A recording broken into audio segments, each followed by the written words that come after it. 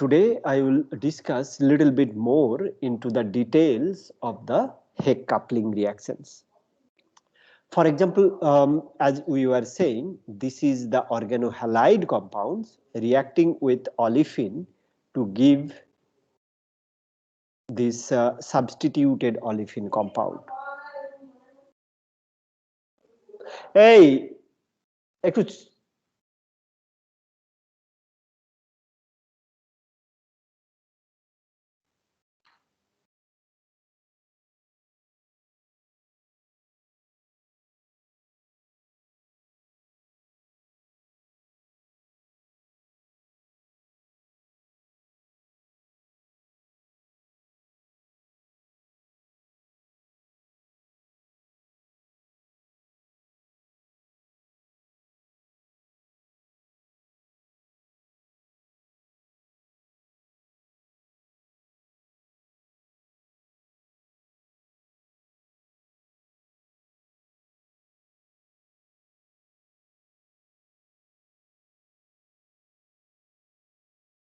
sorry.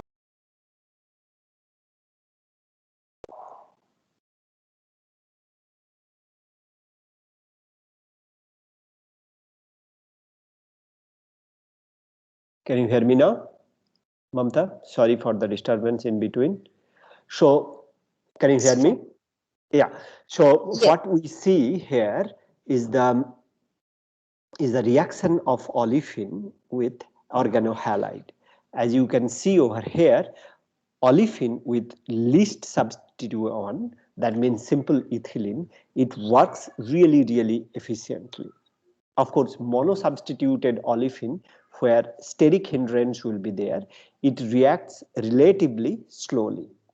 But if you have an electron withdrawing group such as OAC, acetate group, this will be working faster compared to the methyl substitution, right? So 14,000 versus let's say 1,000, so 14 times slower, right?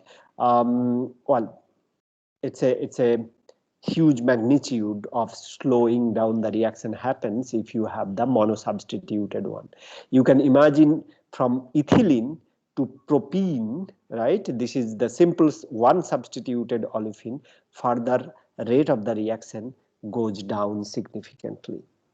If you have phenyl substituted olefin, that means styrene, the reaction rate is further less.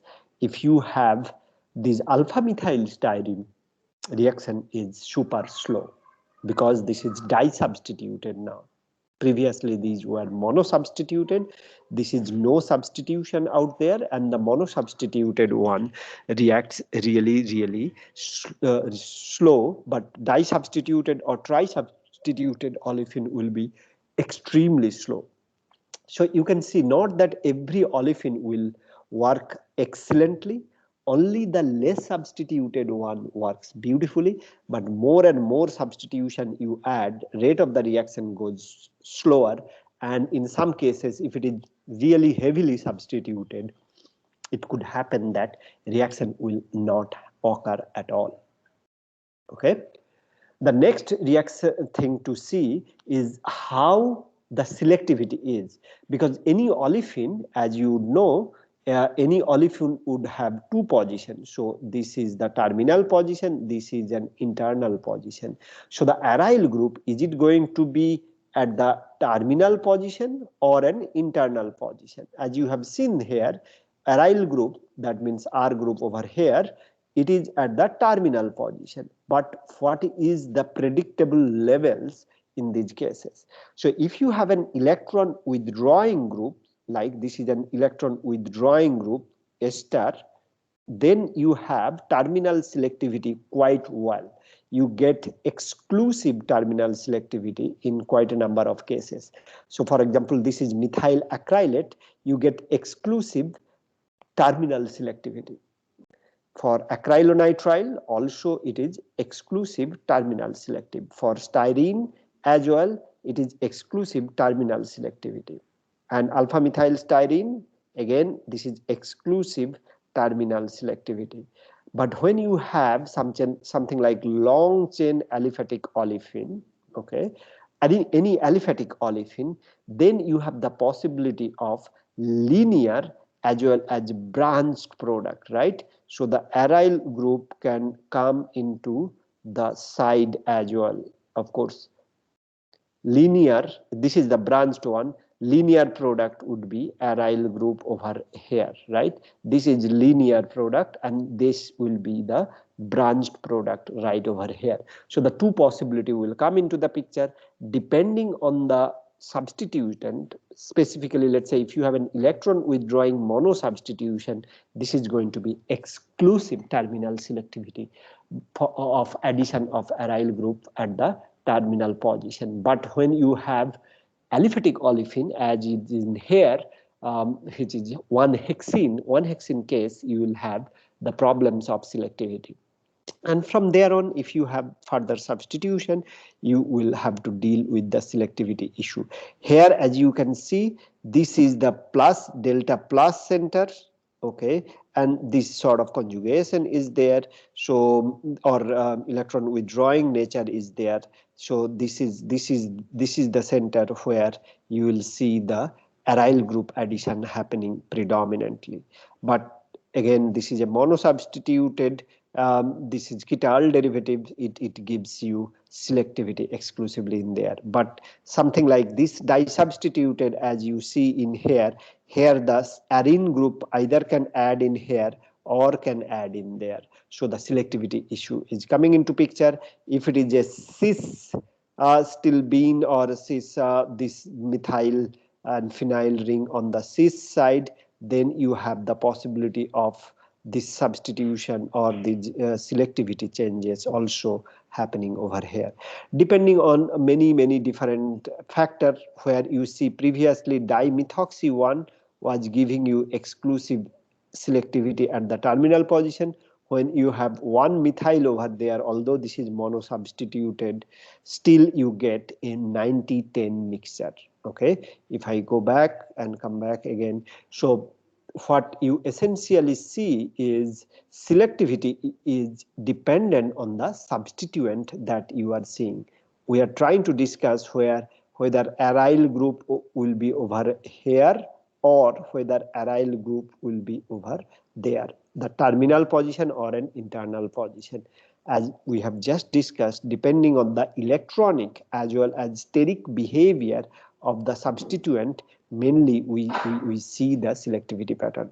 Of course, electron withdrawing substitution will ensure that the terminal position, or is depicted in here, will be getting arylated predominantly.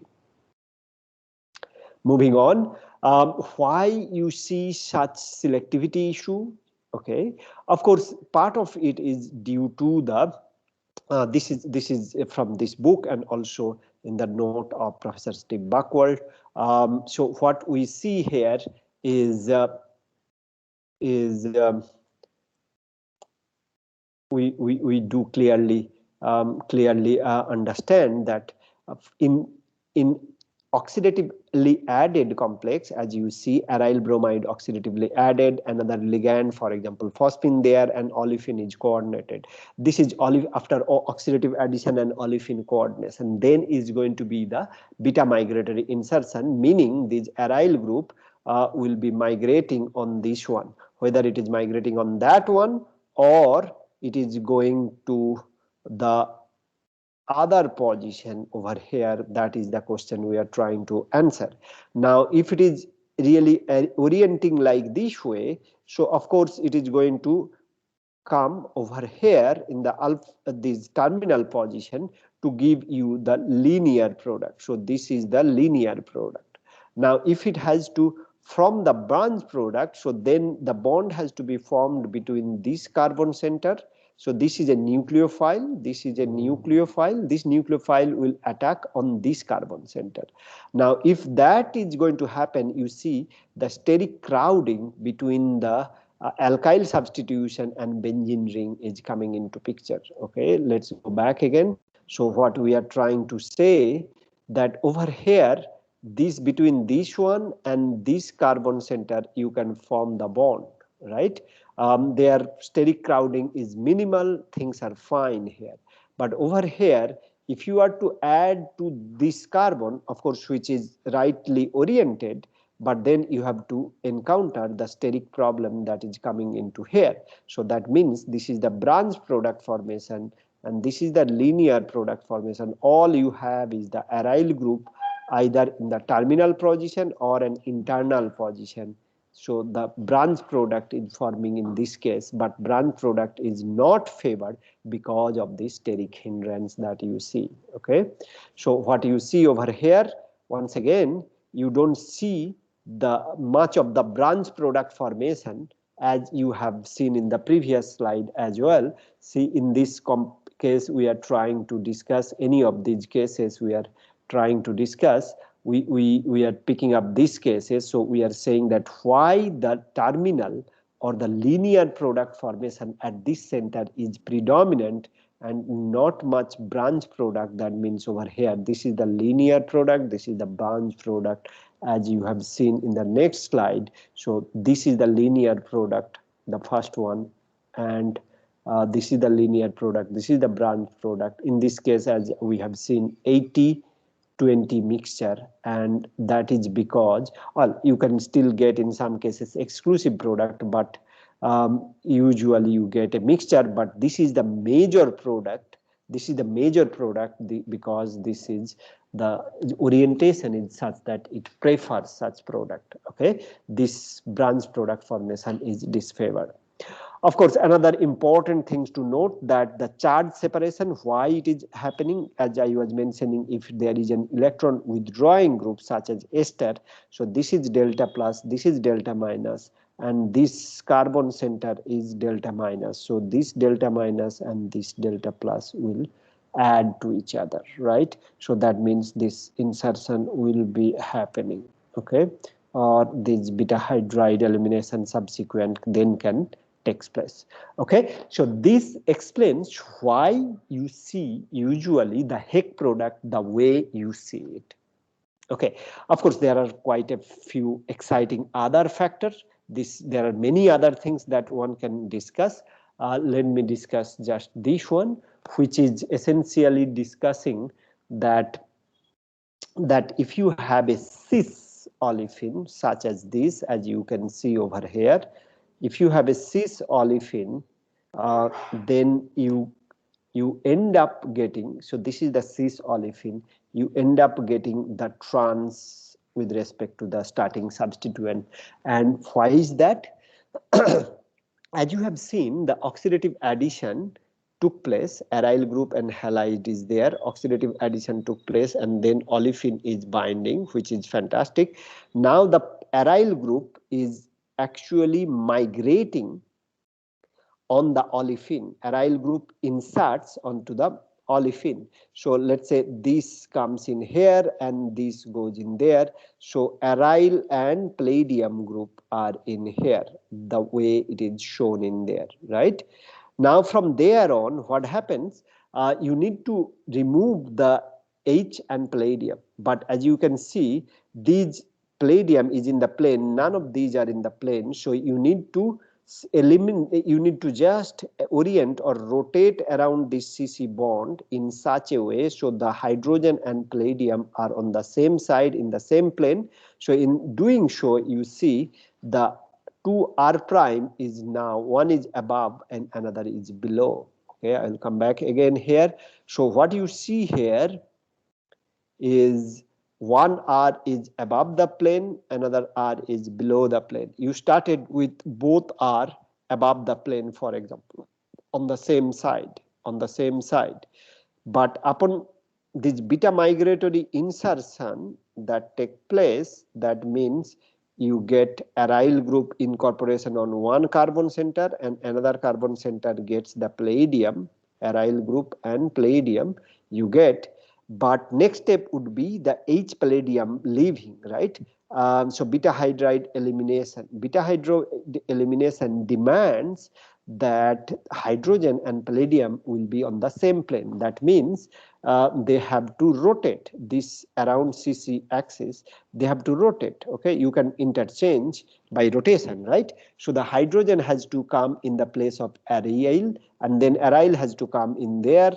That's one rotation or one exchange. Then you have to do the double exchange. So aryl R group rotate, and then finally you get this one. So essentially you are rotating around this axis, just rotation, just to see that hydrogen and palladium is on the same plane.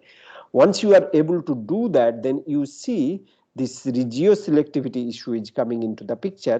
Now you started with R1 and R1 in the same side, R1 and R1 in the same side, right? Syn. Now you end up seeing that they are trans with respect to each other. Okay, so that's saying that if you take 1,2 substituted olefin, in this case cis, then you will end up getting trans. If you start with cis, you will end up getting trans. If you start with trans, you will end up getting cis. All we are saying is, if you start with this is cis, okay, in the product when arene is added, you will see these substituents are trans with respect to each other, and then an aryl group comes into picture. Okay, if you are starting with trans olefin, then what you get is this substituent will be cis to each other, and then aryl group adds to it, right? How it is happening? Because the syn elimination is necessary. Beta hydride elimination has to be syn. That means from the same plane they have to leave, and that means that you will get the orientation, either cis goes to trans or trans goes to cis. So for example, here is a classical example, and you can refer to this paper or even discuss in some of this is in here. What you see that phenyl and CO2Me are trans with respect to each other, right? They are trans. Now in the product they become cis together, Gishaman, right? They become together, together with each other. Okay, they were trans, they become cis. Of course, the phenyl ring added to the beta position with respect to the ester, because this is the most electron rich, electron deficient one. Okay, I'll explain one more time what we have seen here. We have seen here that when we have taken an aryl group like this, so this is aryl halide, any aryl halide would be fine. This need not be this, any aryl halide you can take, and any trans compound you can take. Okay, so this is a classical example where the arene group add, will it add it over here or there? Okay, phenyl demands it to be added, aryl group, this is aryl, ARX, right? Phenyl demands the aryl group to be here, and the ester demands aryl groups to be here. But where it goes? It goes to the beta position with respect to ester. Why is that? Because this is the most electron deficient partner. This is not really that electron deficient or electron withdrawing, as in the last class we see delta plus delta minus. So in this case, this is where the aryl group will be joining this center. If you say that this is alpha center, this carbon is beta center, this is alpha center, this is beta center. At beta center, this aryl group is, this is alpha, this is, and this is beta, this carbon is beta.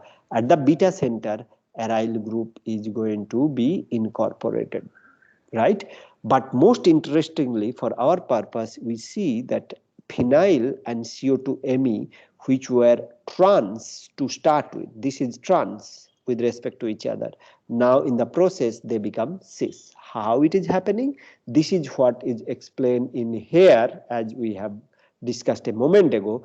The after oxidative addition, so of course this is where first aryl group will incorporate, first palladium will insert, oxidatively add into this carbon halogen bond. Once that is happening, olefin is coordinating, and then aryl group will attack. Beta migratory insertion will happen where palladium will be coming into picture. So aryl inserted and palladium attaches. Now then during the beta hydride elimination, which is over here, so then you want the hydride and palladium to be syn with respect to each other from the same plane. Syn elimination is most favorable or least energy demanding. That means you need to rotate this bond in such a way so that hydrogen and palladium has to be cis to each other or syn to each other.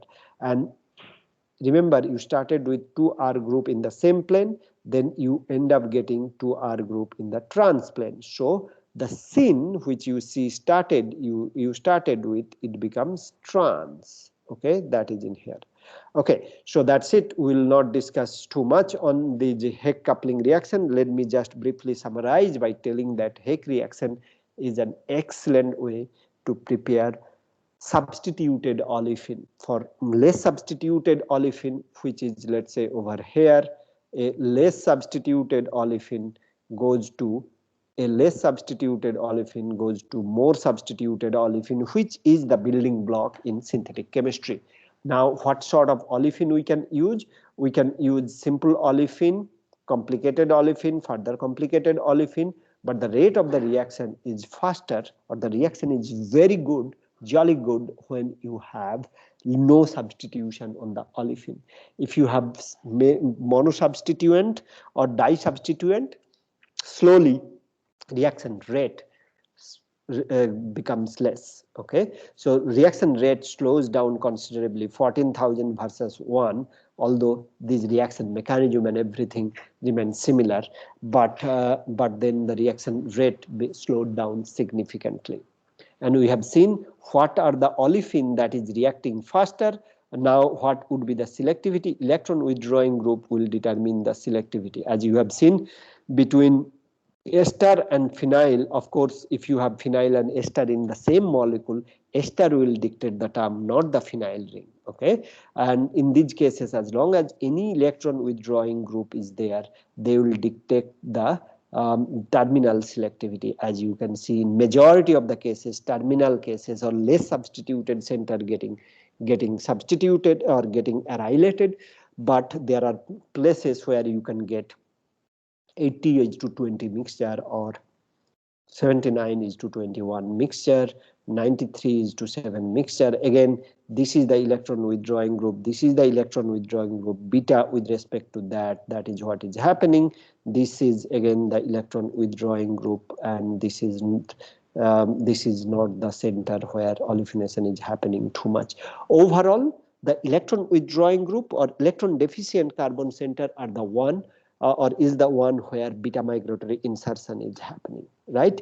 And we have said why the linear product is forming and not the branch product.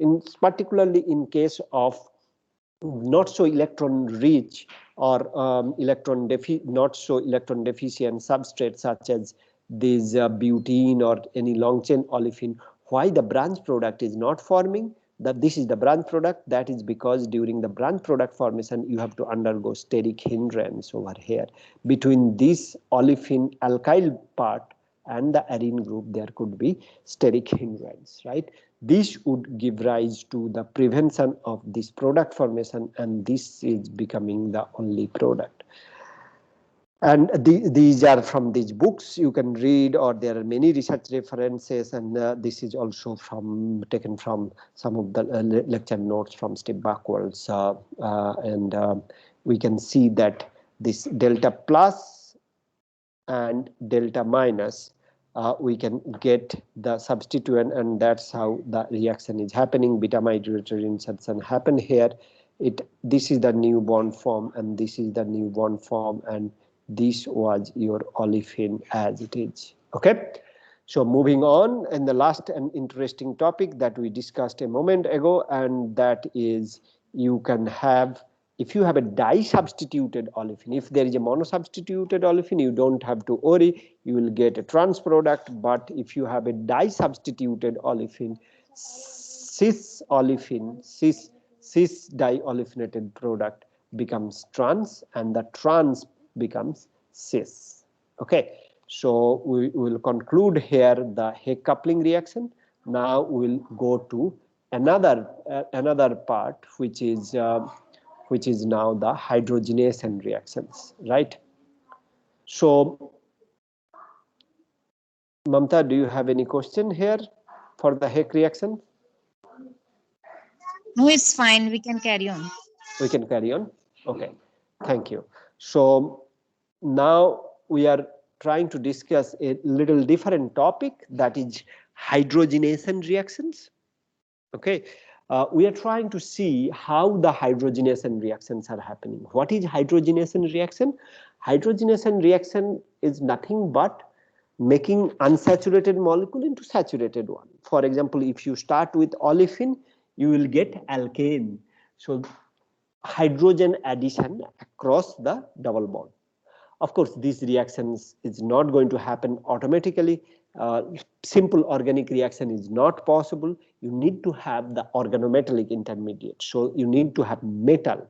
Inorganic components should come into the picture. Organometallic chemistry is the only way out to do these reactions, right?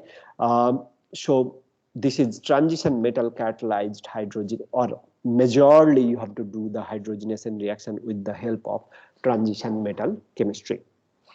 So what you are seeing here, it's a cartoon showing that how these reactions might be happening. So the 2-hydride center is sequentially getting into the olefin part. So these are, let's say, 2-hydride center. We'll discuss this in detail now. Before that, I think it is important to discuss a little bit about the turnover number and turnover frequency. Okay, turnover number is essentially mean that it is amount of reactant that is reacting with respect to a given amount of catalyst, right? Let's say you give 5 molecule of catalyst, how many molecule of product you are forming. With respect to that, you can say what is the turnover number. If you have a very high turnover number, that is usually mean that catalyst is active for really long time, because the little amount of catalyst is doing the job again and again and again and again. That means the turnover number is very high. It could be, let's say, 10,000, 50,000, 100,000. Well, as little as 5, turnover number 5, 6. There are all sorts of reactions. Sometimes turnover number 1, like stoichiometric reaction, there is no turning over, let's say. So anything more than 1 is welcome, but higher the better. Of course, as you know, enzymatic catalysis reaction are usually having very high turnover number. Okay, and synthetic catalyst, organometallic type of catalyst, some of the catalysts are excellent. Okay, some of the hydrogenation catalysts are excellent turnover number, but a lot of them are not. But turnover frequency, on the other hand, is another term, interesting term or important term, which essentially indicates better efficiency, whether catalyst is efficient or not. In 1 hour, how many catalytic cycle is happening? Okay, so that means the time is coming into the picture. How many turnover number per hour you are getting? Okay, so you have to essentially divide the turnover number by the amount of time taken per hour. If let's say 10 hour, you have a turnover number of let's say 1,000. So per hour you have 100. Turnover frequency is 100 per hour. You have 100. TOF is 100. TO in, let's say, 1,000, right? In 10 hours you have done the reaction, so this is 1,000, for example.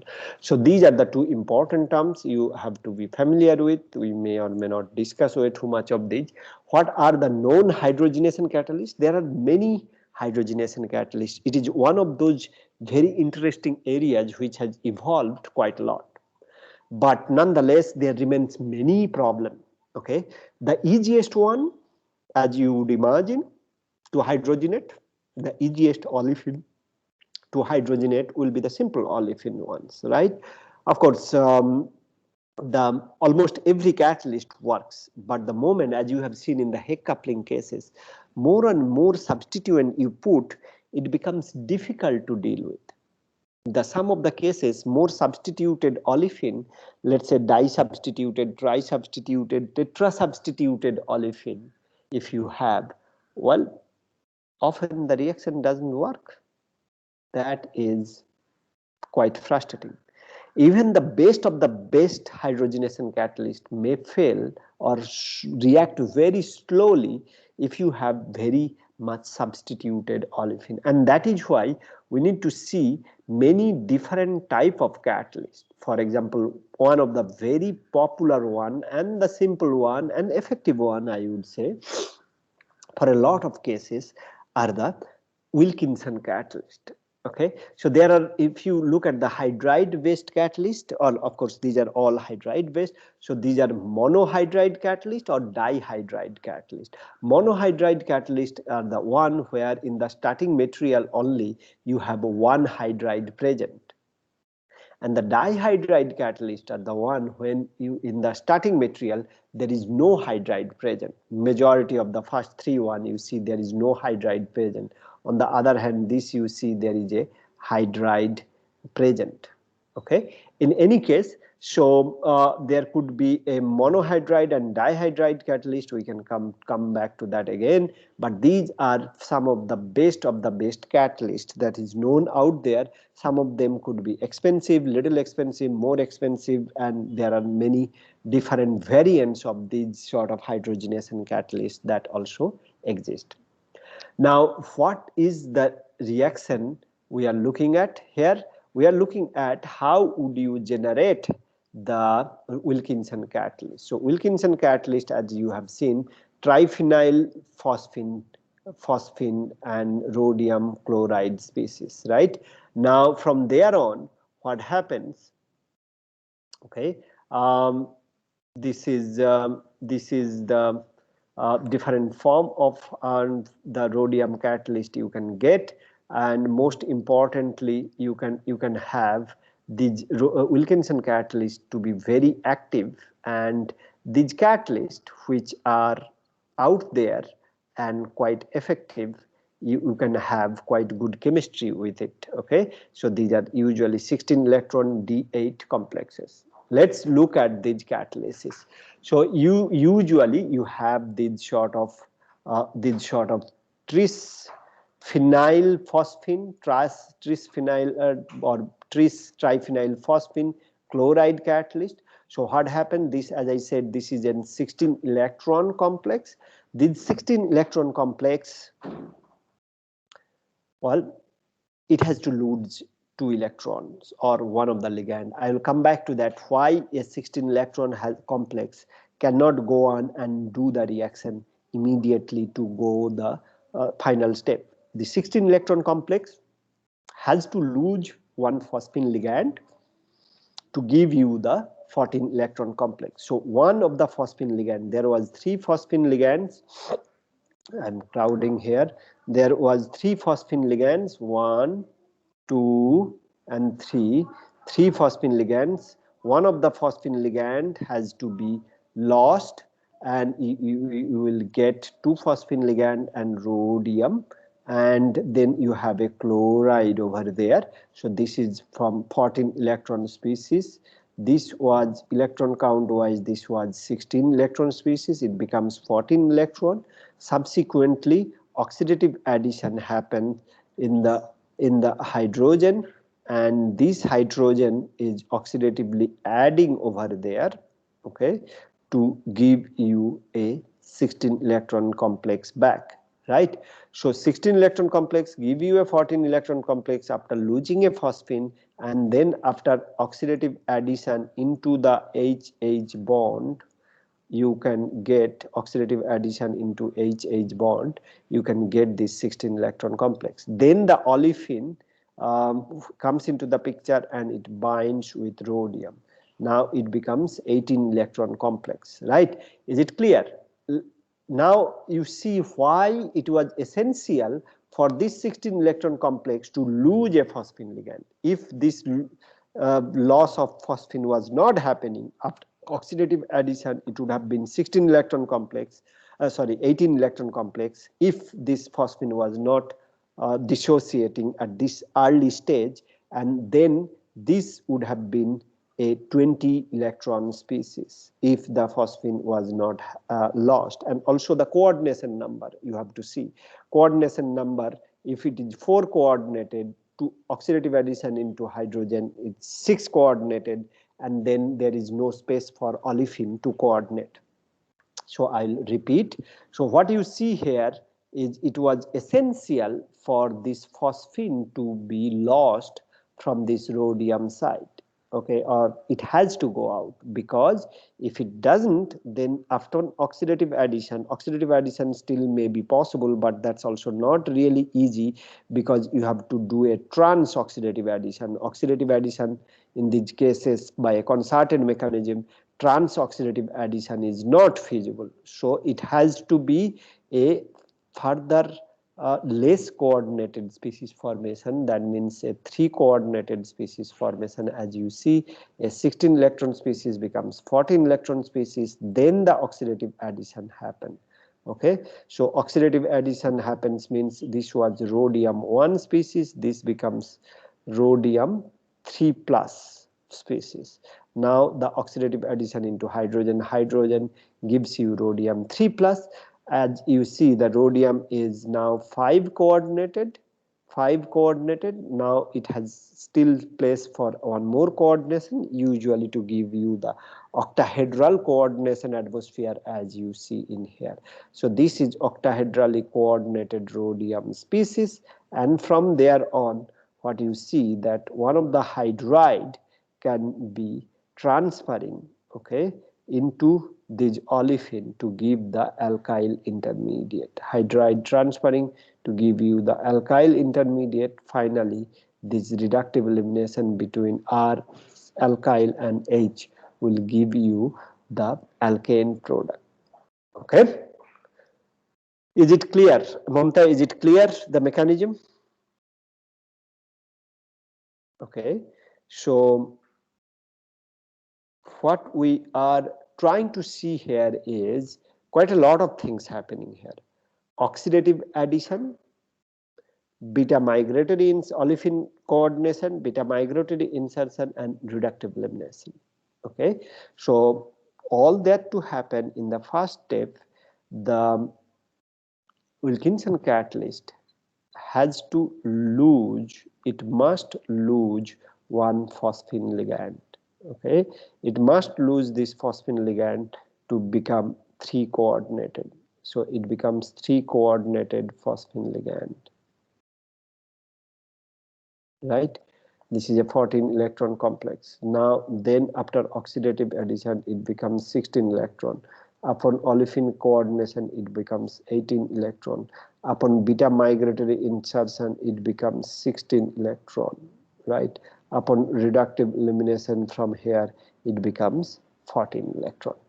Okay, so oxidative addition, olefin coordination, beta migratory insertion or 1,2 migratory insertion, and reductive elimination gives you the alkane product. So you started with an olefin, you get an alkane. So this is the hydrogenation reaction that we are discussing over here. Okay, is there any question on this so far? No. Okay, fine. Thank you. Now, one of the things that we really need to know is the rate of reaction, how the reaction is happening. Is it the monosubstituted one faster or the disubstituted one faster? Of course, you know, no substituted one like ethylene will be reacting very fast. but this is a comparison I was showing. That's the fastest, as you have seen in the Heck reaction also. So this monosubstituted one, for example over here, this is working faster than this cyclohexene. Cyclohexene, of course, it has some sort of ring strain or ring formation, cyclohexene. So this is the fastest monosubstituted, and the fastest disubstituted will be cyclohexane. Of course, olefin will give you alkane, cyclohexane will give you cyclohexene will give you cyclohexane. Now this alpha disubstituted one will be less reactive after that, and then alpha beta disubstituted one will be subsequently less reactive. And then this was the cis one. As you can see, these are all due to the fact that they have to interact with the metal center. You could imagine when it is interacting, the olefin is interacting with the metal center, how the steric bulk will be affecting, or how the other ligand that is present on the metal center will be seeing this substituent. That is what is going to determine the rate of reaction, whether reaction is going to be fast or slow.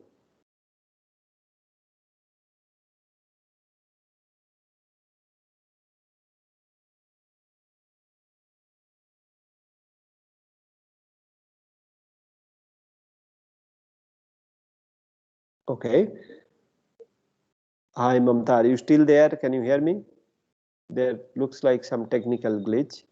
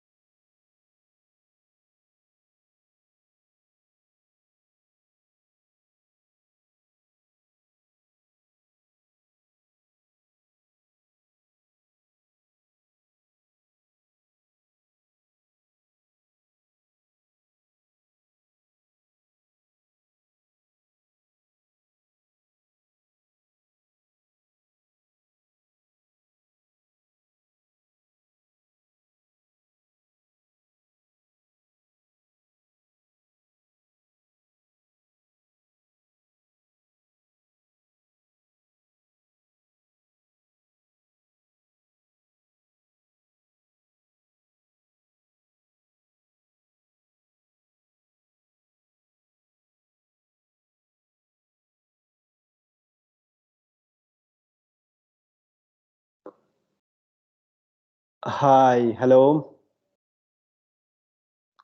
Hello. Hi. Yeah, I think we were lost due to the internet connection. There was no Yeah, it internet happens. at my place all of a sudden. Anyway, So I don't know whether, so it was recording, I believe, and it's Yeah, it was continuously recording.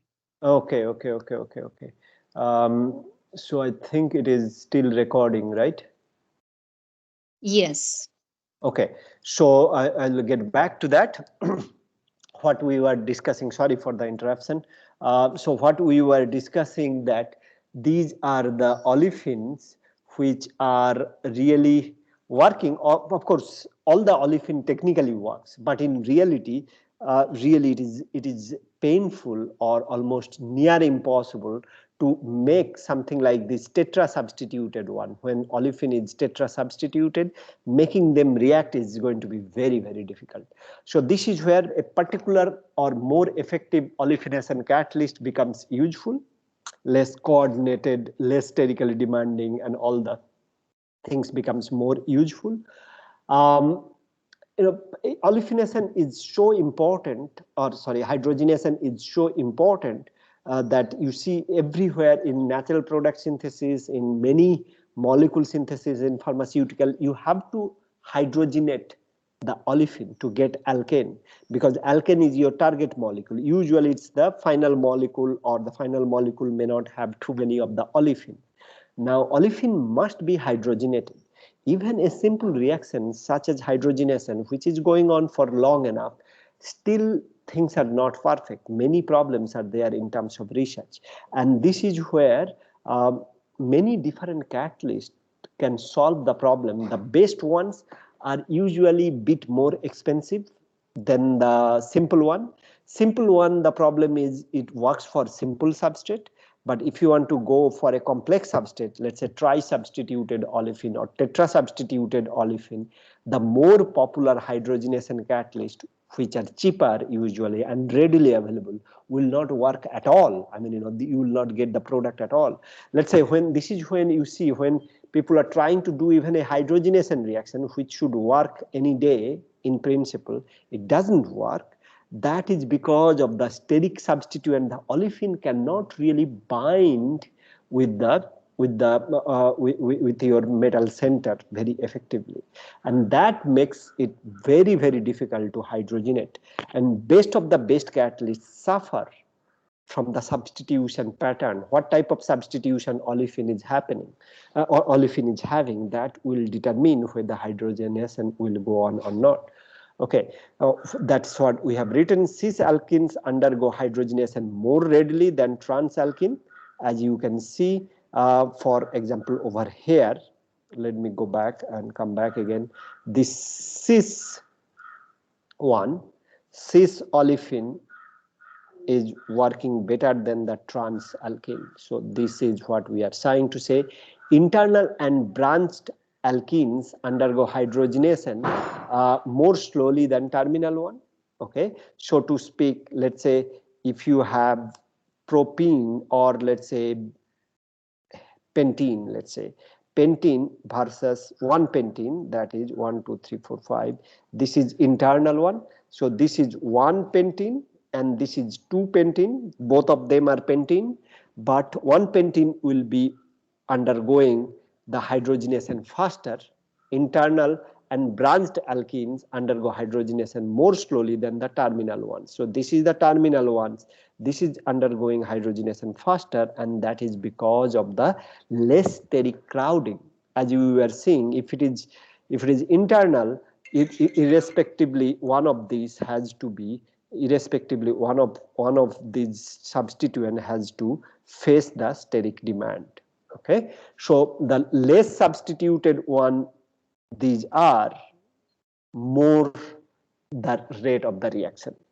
Terminal alkenes are hydrogenated more rapidly than the I think than the internal alkene. The same thing we are trying to say. Conjugated alkenes are reduced slowly as compared to isolated alkenes. Let's say you have olefin like that. So these are not conjugated, versus the same molecule, let's say you have something like this. So these are the conjugated alkene, right? These are the conjugated one. Conjugated ones will react faster, slower compared to the non-conjugated one. Here there is no conjugation, right? So this molecule will work faster or better. There is a CH2 in between, non-conjugated. You can take many such compound. So for example, this and that. This is you are having a terminal and an internal. So the terminal olefin will work better and faster than the internal one. But if it was conjugated like this would not have worked very well. So I think these are the simple principle that works over there. As I said, simple olefin is faster. If you put any substitution, it becomes slow. More substitution you put, as you see, it becomes slower and slower. Alpha alpha disubstituted ones are faster than the alpha beta or 1,2 disubstituted one. Cis is faster than the trans one, and the trisubstituted ones are slower than the disubstituted one, which is making sense because of the steric hindrance and the problem of olefin coordination with the metal center. Tetrasubstitution one are usually rock solid. I mean, with the usual catalyst, you would not make them really work for majority of the cases. So this is really a tough nut to crack. This is a very, very difficult substrate. Of course, it's not that tetra substituted olefin will not work, we'll discuss soon, but it is very, very difficult. As you have seen in the case of Heck reaction, let's say approximately just a number, if it is 2000, 20,000 times, and it would not be even 1, it could be 0.001, the rate of reaction.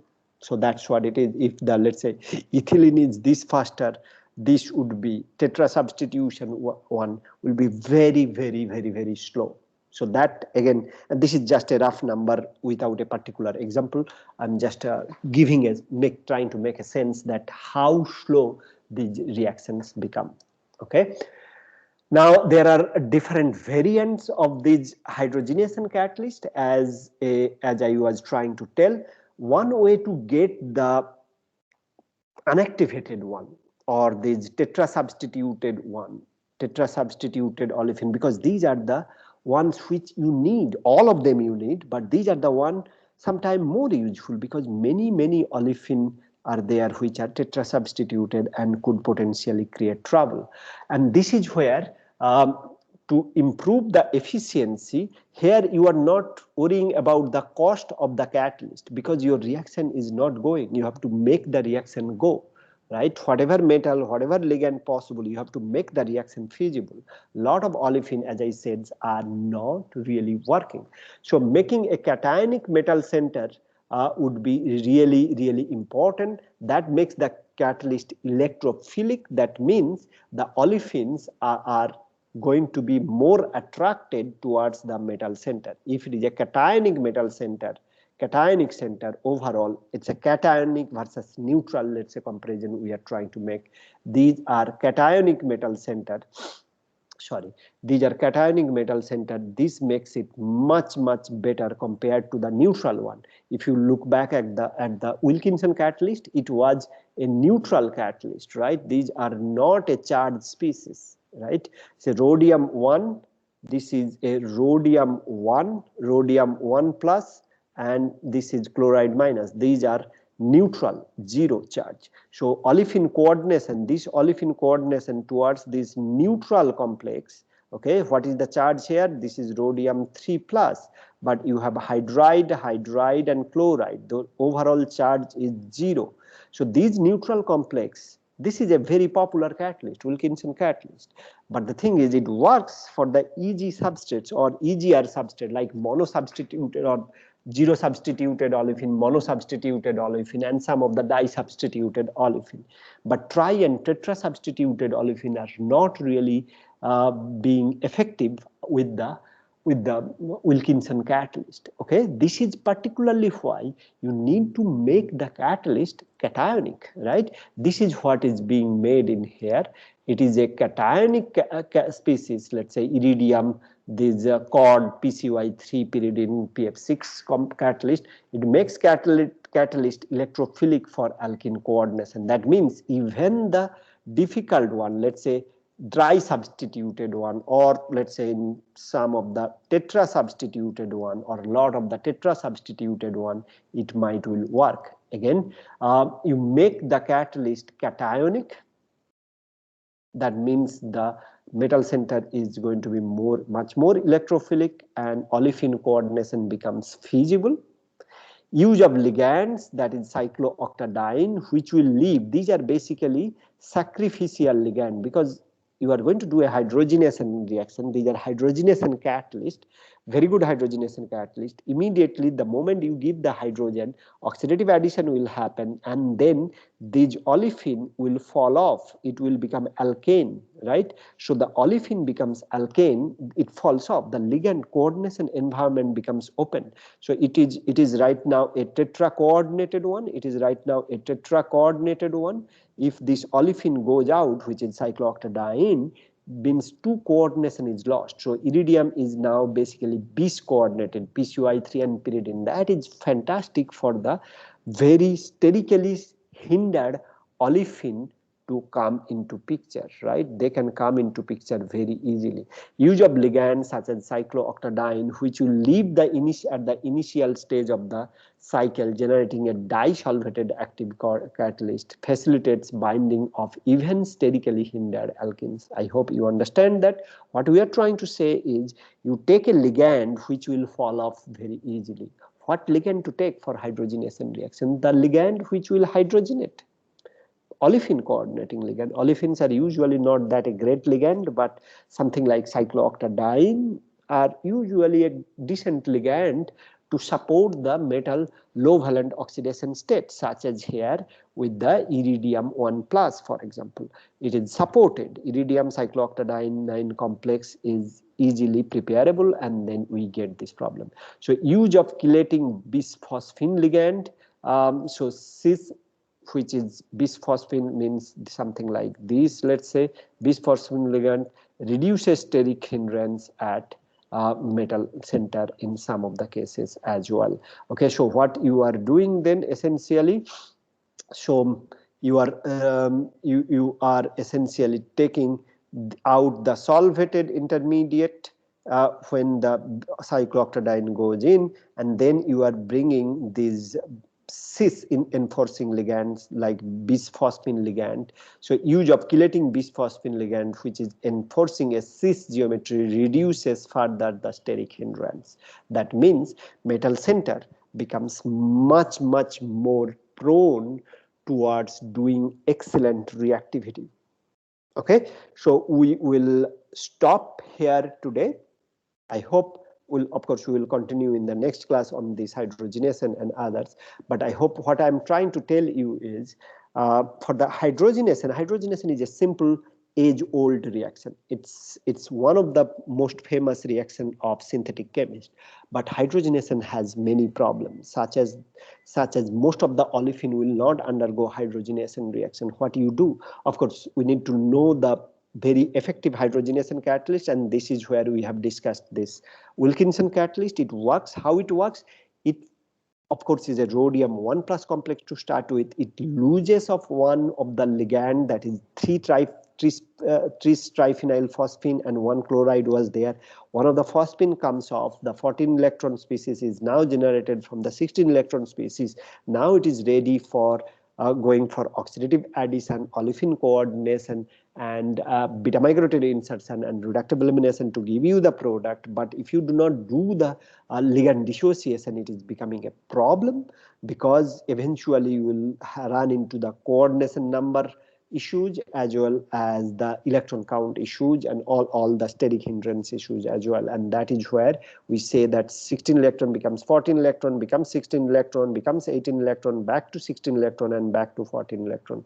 So that is fantastic. So 16, 14, 16, 18, 16, back to 14, right? So that's what the electron count is.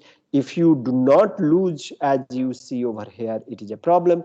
Anyway, these are the dihydride catalyst, because two hydrides are getting generated, and at the beginning there is no hydride to start with.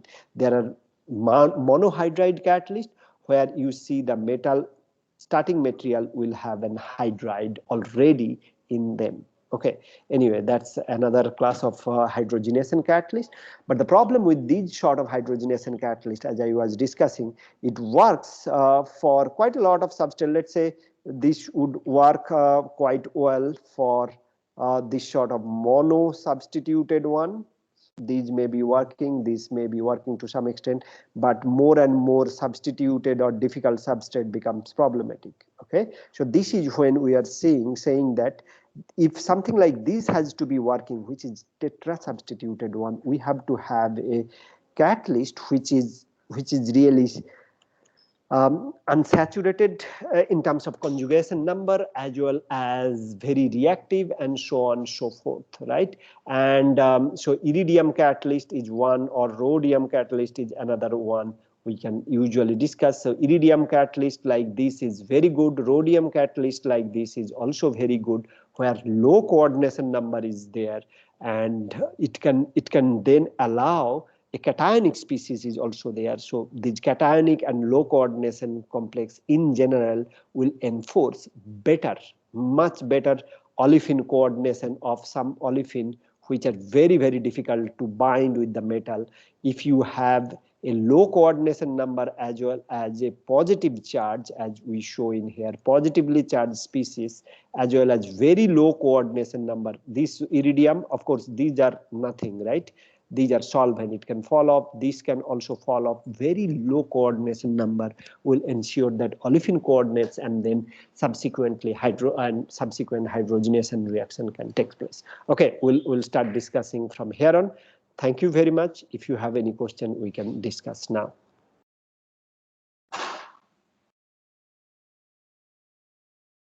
Do you have any question? Anyone has any question? No, sir. Okay, thank you very much. Then I am stopping the recording then. So this was our